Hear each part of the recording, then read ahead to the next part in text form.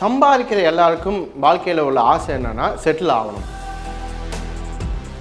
ஆனால் இந்த ஃபினான்ஷியல் ஃப்ரீடமை நம்மளால் அடைய முடியுமான்றது தான் நிறைய பேர் கேள்வியாக இருக்குது. அதை அடைய முடியும்ன்றது தான் இந்த வீடியோவில் பார்க்க போகிறோம். So this is Deepak Kumar, co-founder of tradeachievers. வாங்க வீடியோக்குள்ளே போகலாம்.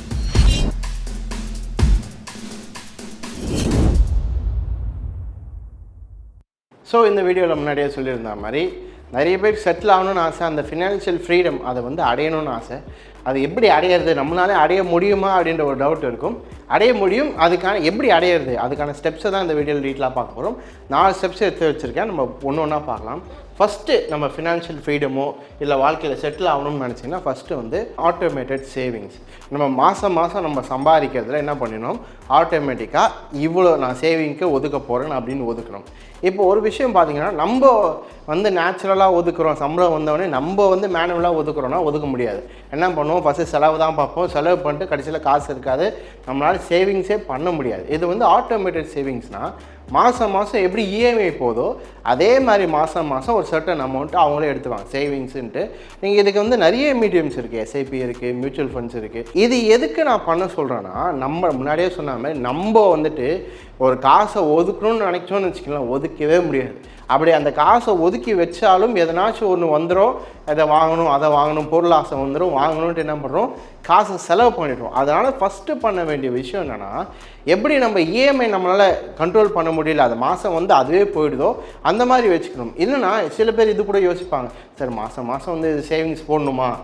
நிறைய பேருக்கு பார்த்தீங்கன்னா இஎம்ஐ கட்டுறது கூட பரவாயில்ல, ஆனால் சேவிங்ஸ்க்குன்னு வந்தால் என்ன பண்ணுவாங்க யோசிப்பாங்க.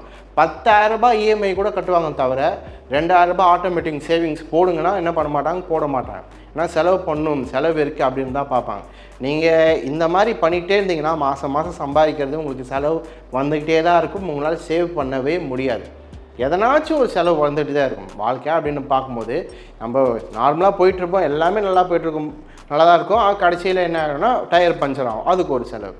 அந்த மாதிரி செலவுன்றது வந்துக்கிட்டே தான் இருக்கும். அதை நீங்கள் மேனேஜ் பண்ணணுன்னு நினச்சிங்கன்னா இந்த மாதிரி ஆட்டோமேட்டட் சேவிங்ஸ் போட்டிங்கன்னா மட்டும்தான் உங்களால் என்ன பண்ண முடியும், சேவிங்கை பண்ண முடியும்.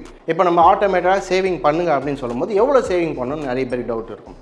என்னென்னா, நம்மளுக்கு எவ்வளோ சம்பளம் வருதோ அதில் 30% நம்ம என்ன பண்ணோன்னா சேவிங்ஸ் தான் எடுத்து வைக்கணும். இது நிறைய பேர் பண்ணுறதே கிடையாது. என்னென்னா, ஒரு நம்மளுக்கு நார்மலாக வந்து ஒரு 20,000 நம்மளுக்கு சேலரி வருதுன்னா 6,000 நம்ம எதில் வைக்கணும்னா சேவிங்ஸ்க்கேனே நம்ம ஒதுக்கணும். இதுதான் உண்மையான இன்வெஸ்ட்மெண்ட். ஆனால் இப்போ இருக்க காலத்தில் 6,000 ஒதுக்க முடியுமான்றது டவுட்டு தான். ஏன்னா இஎம்ஐ நிறைய வாங்கி வச்சுருப்போம்.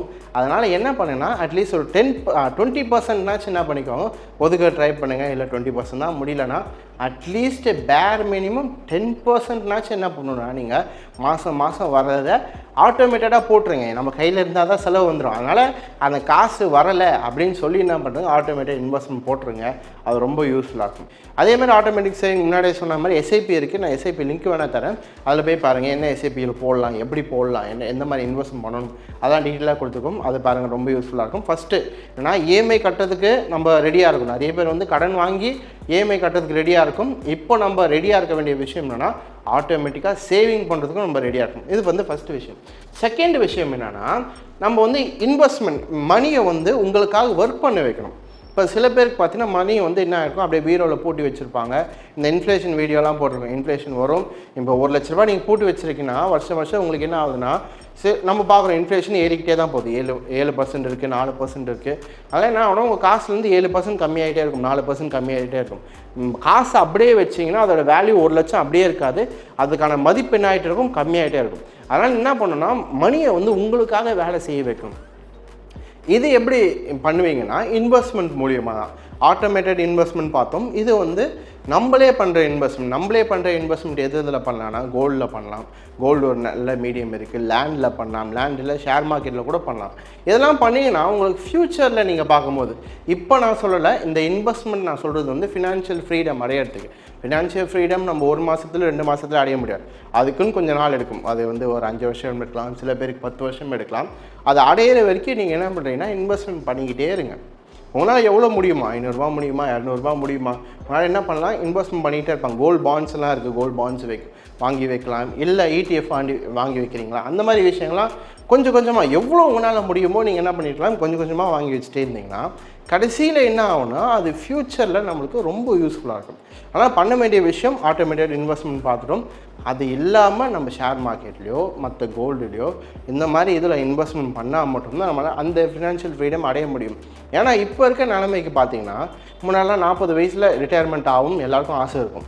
ஆனால் இந்த காலத்தில் இந்த ஜென்ரேஷனில் அது கூடுமானா ரொம்ப கஷ்டமான இது தான். அதனால் 40 வயசில் ரிட்டையர்மெண்ட் ஆகுது. அது வீடியோ வேணால் கொடுக்குறேன், அந்த லிங்கை பாருங்கள், ரொம்ப யூஸ்ஃபுல்லாக இருக்கும். என்னென்னா 40 வயசில் ரிட்டையர்மெண்ட் ஆகணும்னு ஆசைப்பட்றோம், எவ்வளோ ரிட்டையர்மெண்ட்டுக்கு எவ்வளோ காசு தேவைப்படும், அப்படி 40 வயசில் ரிட்டையர்மெண்ட் ஆக முடியலாம், எப்போ ஆகலாம், அதன் டீட்டெயிலாக நான் அந்த வீடியோவில் போட்டிருக்கேன். அந்த வீடியோ பாருங்கள், ரொம்ப யூஸ்ஃபுல்லாக இருக்கும். அடுத்த பாயிண்ட் நம்ம என்ன பார்க்கணும்னா தேர்டு என்னென்னா அண்டர்ஸ்டாண்ட் தி மார்க்கெட்டையும் இந்த ஃபினான்ஸையும் நம்ம அண்டர்ஸ்டாண்ட் பண்ணணும். எதுக்கு அப்படின்னு கேட்டிங்கன்னா இந்த இடத்துல நம்மளுக்கு ஃபினான்ஷியல் லிட்ரஸி தேவைப்படுது.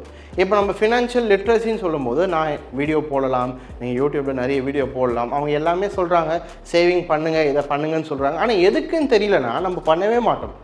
இப்போ இதோட இம்பார்ட்டன்ஸ் தெரியல, எதுக்கு சேவிங் பண்ணுறோன்னு இம்பார்ட்டன்ஸ் தெரியலனா அவங்க என்ன பண்ண மாட்டாங்க, எதுவுமே பண்ண மாட்டாங்க. கடைசியில் ப்ராப்ளம் வரும்போது தான் அதோட இம்பார்ட்டன்ஸ் புரியும். அதுக்காக தான் நம்மளுக்கு எது முக்கியமாக இருக்குன்னா ஃபினான்ஷியல் லிட்ரஸி.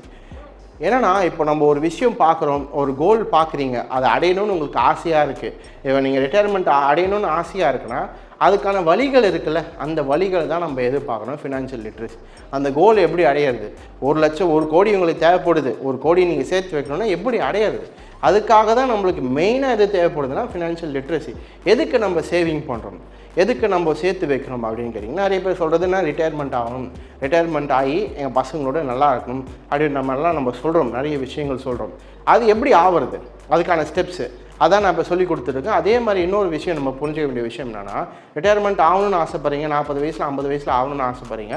நிறைய பேர் வந்து இன்சூரன்ஸ் கூட போகிறதில்ல, ஹெல்த் இன்சூரன்ஸ்லாம் போகிறதில்ல. நம்ம ரிட்டையர்மெண்ட் எதுக்கு ஆகிறோம், பசங்களோட ஜாலியாக இருக்கணும், நல்லா வந்து நாட்களை வந்து சந்தோஷமாக கழிக்கணும் அப்படின்றதுக்காக தான் போடுறோம். கடைசியில் நம்ம ஹெல்த் இன்சூரன்ஸ் போடல, நீங்கள் சேர்த்து வச்சதெல்லாம் ஹெல்த் இன்சூரன்ஸ் போகாமல் எதனாச்சும் ஒரு பிரச்சனை வந்து அதிலேயே மொத்த காசும் போயிடுச்சுன்னா நீங்கள் சேர்த்து வச்சதே இத்தனை வருஷம் உழைச்சதே என்ன ஆகிடும்னா உங்களுக்கு வேஸ்ட்டாக போயிடும். அதனால் ஹெல்த் இன்சூரன்ஸும் முக்கியம்.